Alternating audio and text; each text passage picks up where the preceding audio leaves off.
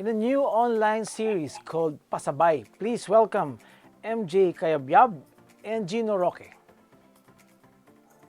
Hi everyone! Kamusta? Gino and MJ. Ah, Hi MJ! ano tong Pasabay? Kwento nyo naman. It's a new series, no? Yeah, actually, it's a new series coming out on September 24 on WeTV. Actually, the story is so interesting because it's about two people, me and Heaven Prana, people coming from different walks of life. Okay. And that will come together, and they're in two different stages of love. So, parang one is heartbroken, my character is heartbroken, trying to get his ex back, whereas Heaven's character is her falling in love with someone else that probably doesn't even like her back. So parang two people being separated by society. What happens when the pandemic hits? That you're forced to stay in a secluded area.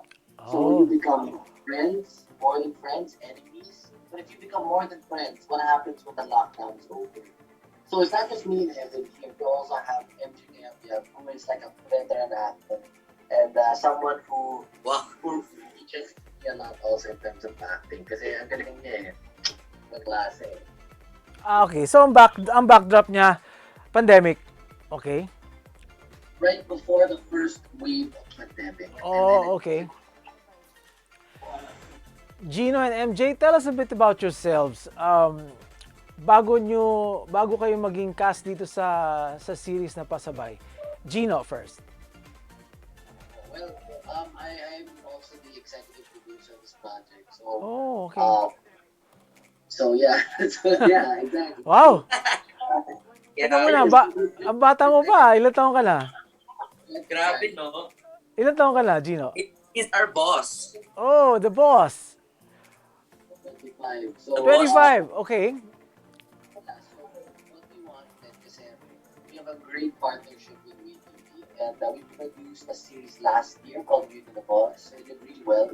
Okay. So we catapulted into that with Pasabuy. So for this one, we got an amazing cast, diba? We also got from other, Big Brother housemates, aside from Heaven. We have our director, which is Cian Lim, who's also doing amazing. And of course, we wanted to get better actors also, like MJ, to really, and also TikTok star like Nana, to be able to create that comedy. Because it's a rom-com. And me Okay. personally, I'm not really a funny guy, but si MJ, grabe, if you get to talk to MJ every 5 minutes, you are laughing. So, yeah. Totoo ba yan, MJ? Super kasi sabi nga nila I bring joy to the show. Wow. Hindi kasi ako I was casted kasi the producer also pitched me. So happened na naka-work ko na sa CN Lim before and may number siya sa akin. So kinontak agad nila kasi nga may call daw yung mga dati kong show sa kanila. So sakto siya sa character now, which is Jet dito sa Pasabay. So they contacted me and then our executive producer, Sir Gino Roque, approved. And so that's how I casted. Okay. 10-part series to, no? Tama? 6 Six. parts lang. Okay. And it's streaming online. Online. Yes, Not in free TV. Okay. So online na Yes, siya. on- Okay. Anong masasabi niyo sa trend ngayon na ang mga shows nasa online pero parang mas marami yata ang nanonood? Totoo ba? Totoo yun kasi even I watch shows online kasi parang we don't have time na talaga to really watch TV. So na being stuck inside the house, parang mas relevant talaga yung mga shows ngayon online kasi nga people are really addicted to cell phones, to gadgets, and good thing nga na may platform na rin ngayon na mga online shows na lang kasi like for people who just stay home and using their gadgets every day, sobrang help din talaga siya sa mga shows like online shows ngayon. Ano talaga siya, hindi siya kabawasan sa mo bilang artista. Ano siya, malaking tulong din siya talaga kasi ang daming viewers din online. Alright. Gino, for the benefit of viewers na ngayon ka lang makikita, Kwento mo nga, how did you get into acting and what was your background? Why did you go into acting? Yeah, actually kasi yung pamilya ko, puro kami mga negosyante. So like, kami sa skinny mga hotels at saka restos. Yan yung mga negosyo namin. Okay. Tapos, nung pumasok ako sa Pinoy Big Brother TV, parang bumukas yung pinto ng realm of showbiz. Aha. So parang yung gusto ko talaga maging producer. Pero, pagkatapos ng show, parang sinabi nila na bagay ka ata maging isang aktor. Sabi ko, kung pwede, try natin. Tapos I took lahat ng mga workshops, I took, di ba? And then, pieces were putting together. And then we created Beauty and the Boss last year and it became #1 sa platform. So now, here we are again, doing it for Pasabuy. All right. I guess we're gonna be #1 again. Wow! MJ. So, attraction. Si MJ. Oo. Oh, Paano ka nag-start? Sa showbiz? me, I auditioned before sa isang talent agency which is Viva. Tapos, my first show, my first main cast show talaga yung Be My Lady sa ABS-CBN, which is alongside Erich Gonzalez, Daniel Matsunaga. Mag-best friend kami doon ni Erich. And then from then on, nagtuloy-tuloy naman na siya sa awa ng Diyos. Tapos doon ako nag-start talaga, ABS-CBN din. And both of you are you signed with Star Magic? No. Only Gino. I'm signed with the artist. Oh, you're a Viva artist. Gino is with Star Magic. Okay. Yes. Okay. And Viva and my own productions. Marami siya. Gino, you're the producer. That means ikaw ang gagastos, tama ba? Yep. It's an Yep. independent production. Although yung platform ABS-CBN, no? WeTV. Kami humihingi ng pera. Okay. It's a different, Alright. It's a platform.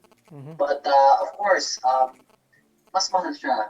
Diba? In a pandemic, kasi ang dami mga protocols na dapat sundan. Okay. Tapos, diba, ngayon dapat lock-in. So dapat, like, yun sa shoot namin, yung buong resort, close namin para sa shoot namin. So we had to book it as if everything was booked. So Okay. kaya medyo mahal talaga. Mas mahal. Okay. Oo. Mas mahal. Pero kapag yung story sobrang okay kasi, ang dami ng view eh. So it's about creating that vision, creating that vibe, diba? Which is the collaboration between me and our director, si and Liv, who's a good friend of mine. So we had to put our minds together and to create something that I feel that people will really enjoy. Yung feel na yon, can you elaborate? Bakit ka passionate dyan sa series na yan at in general about, mounting shows as a producer? What Yeah, drives I you? think what drives me, honestly, kasi, Coach, I love making other people happy. That's like my thing in life. Like, I'm happy when other people are happy. So, now, dati yung company ko, we used to do mga fun runs, mga obstacle runs, and may events bago mag-pandemya. Tapos noong nag-pandemya, we pivoted and started producing mga teleseries. Okay. And what I noticed here sa pag-produce ng mga teleseries, now you can create an experience, not just for the people who are part of the shoot, but to millions of people worldwide. So now you get to touch much more people than regular events do. And for me, like what gets me up every morning is to see the fans talk about it. Like even your podcast, diba? I opened it up to the fans to be able for them to have a say on who they want. So because we're one of the only companies, if not the only company that does that gives the fans a chance to choose who they want. And for me, it's about creating that experience for other people. Because you buy a product, for example, you probably don't remember what you bought last week, but you'll remember that event or that thing that you went to 50 years ago, whether it's a concert, an event, or maybe a teleserye that really got you hooked. So we're in the business of creating experiences for other people, and yeah, so I'm so passionate. All right. Would you say na nakatulong in a way the pandemic made it easier, or has this thing about producing shows online matagal na ba to? Well, we only started producing last year. Last year was our first Mm-hmm. venture into this.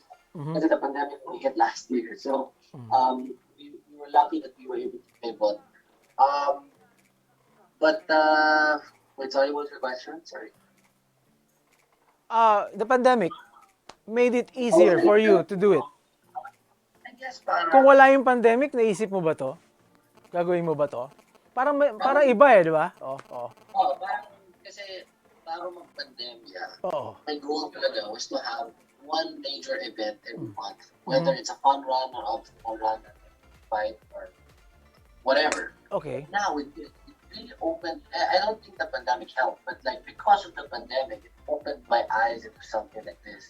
Okay. Now I had dreams of producing, but my dreams of producing would be 3, 4 years down the line. Mhm. But with the pandemic, I had to decide fast what to do. And because of that, I guess we started the ball rolling, and here we are today. Okay. And WeTV is an independent platform. It does not belong to any to major networks, right? No, but Okay. it's owned by Tencent, which is one of the biggest companies in China. Oh, okay. Okay. MJ, what can Yes you say po. about this development of online shows? I mean, producers like Gino Roque uh, doing it and finding it I mean, easier than going through the mainstream channels. Ako, thankful talaga ako kasi isa din sa reason is nabibigyan ng trabaho yung mga ng trabaho, Mhm. yung mga artista, and sobrang nakatulong siya kasi ang bilis din eh, like when you release a show online, your fans really, you gain so many fans talaga from online people Mhm. and it's really amazing. Okay. Yung mga storylines na katulad ditong Pasabay, uh, whose idea was it? Yeah, especially kasi WeTV is such a great partner of ours. So they came up with like the title. They wanted the word pasabay because it's so used nowadays. Di ba lahat ng Yeah. tayo nagpapasabay na Okay.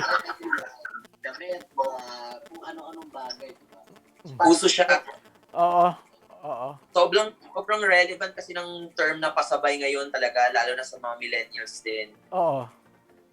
So, hinanapan nyo ng connection. What's the relevance of the title? Nasa storya ba? Ginawa ni Sian Lim ng paraan para sumakto kasi siya yung writer namin eh. So, Si Sian Lim din. Okay. si Sian is the writer. So, gumawa talaga siya ng paraan para maisingit yung story na and yung thought ng pasabay talaga. Mhm. So, doon siya naggaling. So, doon siya naglaro sa word na pasabay. Doon din siya nag-create ng pyesa na show. Alright. Gino, anong pwede mong ma-share sa amin na insights about your generation, the relationships you get into, the conflicts na somehow, I'm sure, yan ang mapapanood namin, di ba? Yeah, of course. I mean, like, what we want people to walk out the series is that no matter pandemic or not, Mhm. love will always find a way. Diba? It's just changed a little bit. It evolved. Like that, diba? You can go out on dates. You can really do face to face. So ngayon hindi na pwede. But then you can still send stuff. You can still send flowers. You can still go out and have Zoom dates. So the effort is still there, but the way it happens evolves, and that's what we want to show in the series. That whether it's a pandemic or not, love will always will creep its way in, diba? I mean, coming from a guy, my last relationship was 4 years ago, Mhm. so I'm not really good at this department. Diba? But what I can say to everybody here who wants to watch the series is that at the end of the day, it's about two people meeting who are not even supposed to meet, but because of certain circumstances, Mhm. end up coming together. And what's nice about the series is that everybody can relate. Like yung character ko, he was just busted by like the girl of his dreams. Every guy has gotten busted in his life. If he hasn't, if he tells he hasn't, he's lying. Every guy has been busted at least once in their life. Diba? And then you have the character, and I'm sure you had a crush on someone who probably didn't like you anyways. Mhm. And you're still against hope that they will go through. So parang it's so relatable because people are having the same emotions, but they're in a lockdown. And exacto, this is exactly what's happening. We want people when we see the series. Oh my god, I actually passed through this. Yeah, we want to show to the people. Parang ano a series happening in real time, ganun ba yun? Okay. Yes. Sabi ko nga kasi it happened to me. Ganun? Hindi lang talaga, parang it happened to me in a way na parang meron talagang love sa lockdown. Okay. So, ako, relate talaga ako kasi it happens and it happened to me. So, parang, wow. Share mo na dyan, share mo na. Okay. Ganun lang, it happened to me. Okay. Okay. Kasama nyo dito nasa cast si ano? Is she the lead star? Si Heaven Paralejo? Yes. Okay. Sayang hindi siya makaka-join sa atin. Who else is in the cast? We have Nana Silairo, who's very famous on TikTok. We have PBB people like sila Gail Banawi, sila Ella Cayabyab, Ralph Malibunas, and of course si Boss G, Gino Roque. I guess yun lang. Okay, Gino, invite the public to watch Pasabuy. Yeah, everybody watch it. I hope you guys tune in starting on September 24 on WeTV. Download the app, it's free. Diba? You're going to see something so different. It's a story about love, but like in such a relatable way that everybody can relate to. And I hope you guys tune in. The first episode is amazing. And then once you follow it throughout the 6 episodes in the 6 weeks, you will come out. Because honestly, ang daming problema sa labas, diba? Ang daming nawala ng trabaho, ang daming nawala ng pag-asa. Pero, Yes. if you watch our series for 30 minutes, you will forget everything. You will forget everything. They will laugh, they will cry, they will mutilate, and they will forget their problems for that time. And that's what I want people to do: to be entertained and to live and just be in the moment by watching the series. All right. MJ, parting words. Invite the public. Hi guys! Sana panoorin natin ang Pasabay coming this September 24 on WeTV. Kung wala pa kayong app ng WeTV, please download it because dito, watching the series will give you a lot of hopes in love and a lot of kilig, a lot of fun lang talaga siya. And you know, wala talaga siyang dull moments. So while watching it talaga, sobra talaga kayo mag-enjoy and mabibitin kayo every episode. So aantayin nyo na naman yung next episode. So I hope you guys will support us because it's talaga pinaghirapan talaga namin to and wala lang masaya kami na finally mai-share na namin sa inyo. Okay. So, paano gagawin ko kung wala akong app na WeTV? I'll just download the app. Tapos, ano oras ang show? It'll launch 7 p.m. on September 24. So every 7 p.m. on Fridays. Every Friday. People drop one episode. But it's on demand naman. So like On demand. September, after 7 p.m. you can watch it a million times. And then next week again, on the Friday, episode 2 will drop, and so on and so forth. And how much is there a ticket or is it free? It's for free. Oh wow! Libre. Okay. Libre siya. No reason not to miss it. Thank you very much, MJ Cayabyab, Thank you actor, po sa Gino Roque, actor and producer of Pasabuy. Catch it on WeTV starting September 24, 7 p.m. Thank you, guys.